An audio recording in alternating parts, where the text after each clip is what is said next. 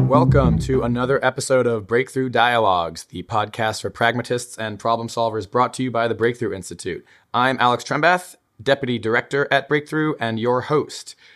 I am really excited for you to hear this episode in which we talk to Marta Zaraska.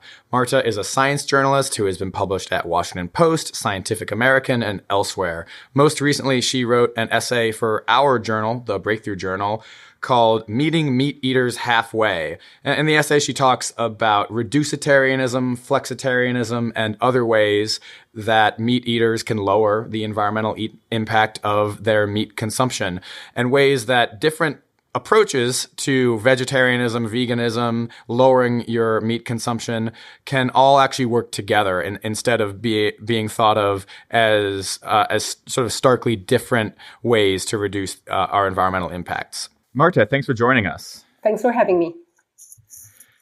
You're welcome. So your book, Meathooked, examines the cultural obsession with meat, and your essay for the Breakthrough Journal makes the case for what you write as a, quote, strong reducetarian identity. So before we get to the cultural obsession, I wanted to define some terms first. So terms you drop in the book and in the essay: reducetarianism, flexitarianism, pescatarianism, ovo-lacto-vegetarianism. So what do all these things mean, just for our listeners' context? Yeah, it can get quite confusing. So they don't all mean the same thing. Flexitarian and reducetarian are very close to each other, and so you could basically argue that they mean the same thing. But there are slight nuances in the language. Basically both flexitarians and reducetarians eat meat, but they eat less than, let's say, average, or less than they used to eat before. And the slight difference in language, you could say, is that reducetarians are people who are more consciously making a decision. So they are making a decision to reduce, either compared to a national average or to their previous diet. And flexitarians are more kind of on the fence. So they are eating, they are not eating. It's kind of a little bit more undecided, you could say. There is less decision-making in flexitarianism than reducetarianism, although you could also probably argue that they are one and the same thing.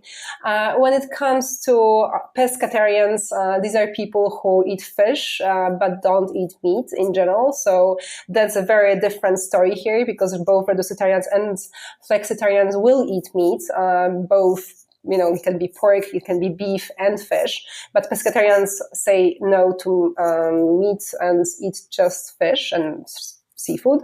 And then you have lacto-ovo-vegetarians. So these are the vegetarians, the classic vegetarians, who will not eat any meat or fish, but will eat cheese, milk, dairy, eggs, all this kind of things. And of course, there are vegans, so people who don't eat any animal products whatsoever. So they also exclude dairy and eggs from their diets.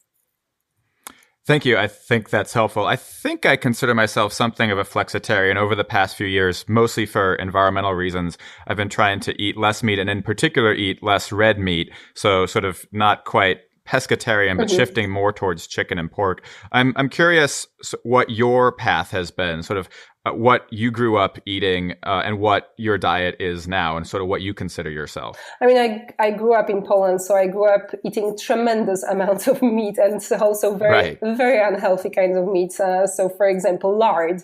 I loved lard sandwiches, which basically meant bread with a big pat of lard on it.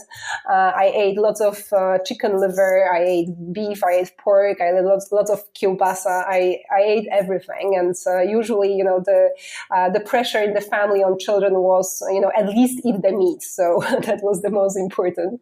And then I moved to Canada as a young adult, and I lived in Calgary, so the place where the AAA Alberta beef originates. And on my way to work, I often saw these big trucks full of cows on their way to slaughterhouses, and it kind of started bugging me. I would be stuck in traffic and surrounded by those trucks full of cows, and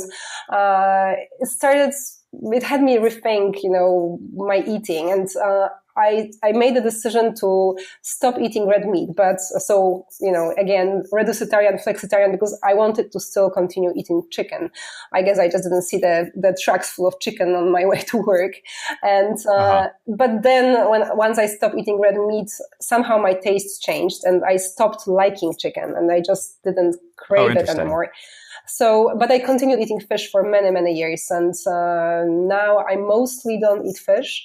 And I don't really eat meat, although sometimes I crave it so much that I will break my rules and I will eat a little bit. So, for example, a little piece of bacon, once every few months and so on.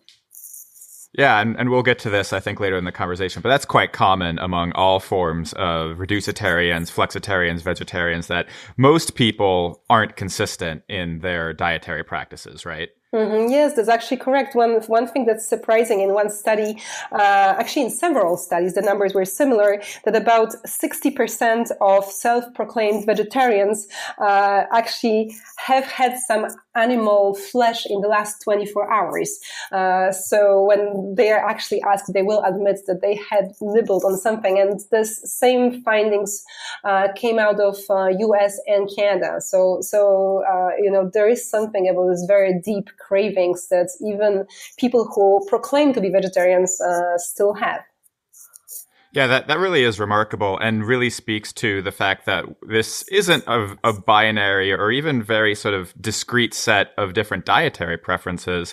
Well, there's a lot more in common among these different groups that you defined for us at the beginning than we might know. But again, before we get to that, I do want to sort of ask you to make your case. You said you started to have some sort of personal awakening, seeing cattle in trucks being shipped around in Canada. So that led you to sort of change the way you think about animal agriculture and your meat eating diet. So can you just sort of take a few minutes to make the case of basically why is animal agriculture bad? So, there are three different reasons why people go vegetarian and why we can argue that animal agriculture is bad for us and for the planet. I started off as, you could say, ethical vegetarian, meaning I basically stopped eating red meat because of those cows in trucks. So I just felt bad about eating an animal. Although over the years, my major concern actually switched. And although I still care, of course, about animals, but my major concern right now is about the planet and the environment, and especially climate change. I'm a mother now, and I really, worry about the future of the planet and the state of the planet we are leaving for our children. And as you may know, more and more children and young people are starting to protest around the planet for what we are doing with Earth that we are leaving to them. There were some protests of Belgian students recently, just a few days ago, surrounding that. And so the impact of animal agriculture on climate change is tremendous. We worry so much about transportation and about cars and airplanes and how much it messes up our climate change goals. But on the other hand, animal agriculture has exactly the same impact as the whole transportation combined. So if tomorrow every human on planet Earth committed not to eat meat anymore or animal products, that would have the same impact as if all transportation just disappeared off the planet. So there will be no cars, no trucks, no scooters, no airplanes, no ships, nothing at all. So just imagine what a tremendous impact that is.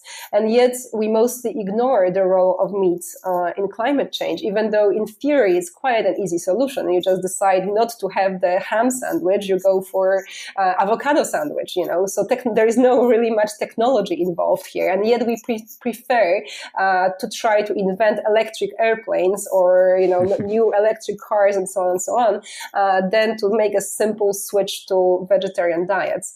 But the impact on environment are that big. And of course, there is also the land issue. Already 2/3 of Earth is taken, of agricultural land is taken by our production of animal agriculture. Then there is the water issues, pollution, antibiotics, antibiotic resistance. There are so many problems with animal agriculture that really, for the sake of our planet, we should do something about it. And also, if we are talking about planet and the land shortage, we simply do not even have enough planets for the meat appetites that we have. Because if you do a simple calculation of where the growing appetites for meat are leading us, you will soon discover that by about 2050, will simply not have enough earth to grow all the feed for the animals that we want to eat. So it's simply not possible. It just will need an extra planet. And can you tell us a little bit more about what the particular health problems that arise from our meat consumption are? Yes, of course, and there is the whole health issue. By now, we have piles and piles of scientific reports connecting meat-heavy diets with health problems such as diabetes, cancer, cardiovascular problems. Studies show that, for example, vegetarian Seventh-day Adventists in California live on average 9.5 years longer, that's men, and 6 years longer, that's women, than other Seventh-day Adventists in California, those who eat meat. So that's, for men, that's almost extra 10 years of life. That's quite a lot. So, yeah, and then you have all these numbers on cancer and heart disease. A few years ago, WHO announced that processed meat products are in the same category of cancerogenic products as asbestos. So these are some really serious health issues here. You make this pretty strong case that meat consumption at least at the levels that we're eating today, particularly in the rich world, is harming our health, harming our bodies, especially in the long term. But we're omnivores. We evolved to eat meat. So is there a contradiction there? No, there isn't really any contradiction, although it is true that meat was an amazing food for our ancestors.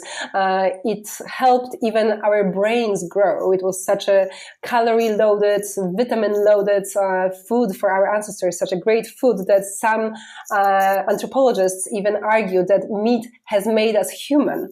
And yet the same very food is causing all these health issues. So the reason for that is that for our ancestors, first of all, they had very poor diets. They ate things like grasses. They ate tree bark even. They had foods that were very poor in calories, poor in nutrients, and poor in protein. So they didn't have the abundance of choices of foods that we have these days. That's the first thing. And the second thing is that for them, the priority was to stay alive and have stomach that was full of food and survive until the next day without hunger.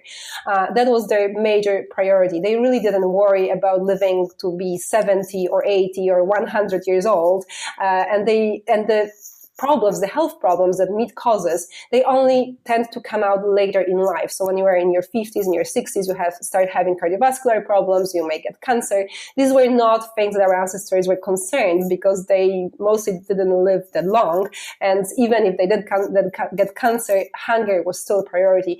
And this is why in this kind of survivalist culture, meat was good, but it's not anymore if you just want to live long and healthy, not have diabetes, and if you have an abundance of choices that we have these days. Yeah, I was actually talking about this with some folks on Twitter yesterday. What I find so interesting about the shift away from meat that you see in the modern era is that, yes, our bodies did evolve to eat meat, to eat animal protein, but our society and our population at least is a little bit, and certainly could evolve away from that. And even if our bodies can still process animal meat, then we might make a sort of a evolutionary choice, whether that's a moral one or whether that's from an environmental ethic, to not eat meat. In fact, people do it already, and I think that's just as just as relevant to the conversation about the evolution of human beings as sort of our stomach and our digestive system. We have made choices like this before as well. In medieval Japan, for example, meat eating was banned for quite a long time, precisely because they didn't have enough of it. So humanity has been doing choices like that before as well. But it's definitely true that meat eating is very deeply ingrained in our culture, and it's the roots of it go so far into the past, basically 2.5 million years into the past, to the very first days of when we started eating meat. And the reason for that is that meat is a very special food. It's a food that is, on one hand, very nutritious, very calorie dense, very protein dense, but on the other hand, something that's very hard to obtain. It's rare, it comes in a big package, it spoils fast, and if you have the goods, if you have that meat, that's something that everybody craves, you have power because you can decide who will get the best pieces, who will get nothing. So for ages, for centuries, meat symbolized wealth and power, and also masculinity, because it was usually men who were the hunters. They were the ones who were bringing the food to the tribe. Actually, the power of meat, its symbolism is so strong that in many hunter-gatherer tribes, there exist special words for meat hunger. For example, in some tribes in Bolivia, they call it eyebasi. I'm probably pronouncing it wrong. And then in Central Africa, they talk about egbelu, and it basically means meat hunger, which most likely is just psychological, something, the very deeply engraved craving for something that symbolizes wealth and that everything is fine in the tribe. So there are very powerful forces behind meat that don't apply to other foods. It's not the same with berries or nuts. You can just gather, and eat by yourself, and they usually can be stored and so on and so on. So meat was always very, very special. And even, in medieval Europe also, most people saw very little meat. We barely ate anything. The peasants, only aristocracy had plenty of meat, and it was also used as a symbol of wealth and power. All this kind of aristocratic tables, heavy with wild game and so on and so on, and peasants basically just craving it and being jealous. Yeah, so you talk, I think, really convincingly in your essay. It was one of the parts of your essay for our journal that I found most interesting, this conversation about the cultural and emotional forces that compel us to eat meat, power over non-human life, wealth, masculinity, sort of celebration, sharing, special occasions. I want to quote one short piece of your essay here. You write, quote, "Since meat is so powerfully linked with identity, giving it up means renouncing membership in the meat-eating group. That's one reason vegetarians and vegans might rub people the wrong way. It's as though they were rejecting the tribe itself." End quote. So you talked a moment ago about all of the sort of historical reasons that have compounded to make meat so culturally and emotionally important. But how does that identity play out today in modern society on the identity of being a meat eater versus the identity of being a vegetarian or a vegan? I mean, definitely the food as part of culture is one of the forces that changes the slowest. You can really see it, for example, when people move to a different country. Usually food is something that is the last to go, the food of their home country. They can change the language, they can change lots of different habits, the way they dress, but usually, the cravings for the foods of home stay with them the longest. And so food as part of culture changes particularly slowly. So even though now we have abundance of meat, this symbolism, this kind of cultural cravings are changing very slow. And when you think about it, it hasn't been that long ago when our societies, the Western societies, were very short on meat. During Second World War, for example, there were tremendous shortages of meat, and people were really craving it as something luxurious, something symbolizing wealth and that everything is basically fine in the world. So it's only really been very, very recently for the Westerners that we have such an abundance. So there was not enough time for the culture to change. And this is especially true for men because of the links between meat and masculinity I've mentioned before. And if you are a man and you want to reject eating meat, you are also rejecting belonging in this kind of manly masculine tribe. So this is why men find it the hardest to go vegetarian, because they are kind of rejecting this whole culture of standing around barbecue and having, some kind of burgers with the buddies. And you can still see this cultural myth propagated in media, in newspaper articles, when you see, recipes for the foods for the real guys, and there are advertisements for many different products, not only food products, that play on this tune that, a real guy should be eating red meat. So we are still, even though, meat is no longer this kind of rare special food, we are still propagating the culture subconsciously, most likely through, media, through advertising, and so on and so on. Yeah, so I want you to make your case for why this sort of sharp division, why these sort of sharp division of identities isn't necessary. So what do you mean when you say that a sort of affirmative reducetarian identity could diffuse the clear tension that there is culturally between meat eaters and non-meat eaters? Yeah, so basically the problem is that because meat is such an unusual food that it involves killing living animals, it's a food that plays on something very powerful in our psychology, and by that I mean cognitive dissonance. So cognitive dissonance is this unpleasant feeling you have when your actions don't really match your beliefs, or when you hold two different beliefs that basically don't go together. You may, for example, be driving an SUV and at the same time saying that's climate change and fighting climate change is very important, and that can create some internal cognitive dissonance. And it's the same thing with meat. So if you love animals, and most people do at least like animals a lot, and you love meat at the same time, it creates some deeply hidden cognitive dissonance. And when you are faced by reminders of this cognitive dissonance, and that can be, for example, a vegan telling you that eating meat is wrong, this cognitive dissonance surfaces, and you basically start feeling it, start experiencing, and this is unpleasant because people don't like to be put in this kind of position when they don't feel that they're ethically or morally following their own beliefs. And this is why meat is so special, and this is why discussions about meat are so difficult. And we employ plenty of different strategies, we as humans, to minimize this cognitive dissonance. For example, for this reason, we tend to call meat. We don't say, for example, let's have pig for lunch today. We say, let's have pork for lunch. We don't say, let's have a cow for dinner. We have beef for dinner. And this kind of language games are also employed to reduce this cognitive dissonance. So another way is to basically make the meat not look like the animal as much as possible. So hence, when you go to a supermarket and buy a tray of chicken, it really does not look like the animal, because seeing the animal again reminds us that it is actually it used to be a living creature, and the cognitive dissonance comes up.